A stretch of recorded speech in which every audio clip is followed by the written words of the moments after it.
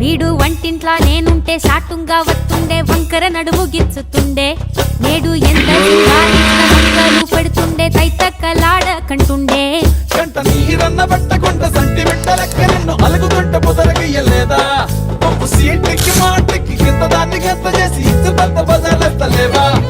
ఏం గాలి సోకెనో ఇన్నెత్తి తిరిగెనో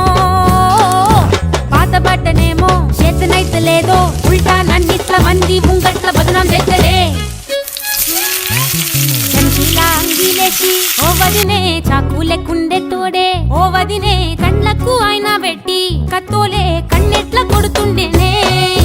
దూరడిసి అడగదురా పాపర్తి చెప్పింది చెయ్యదురా పాపర్తి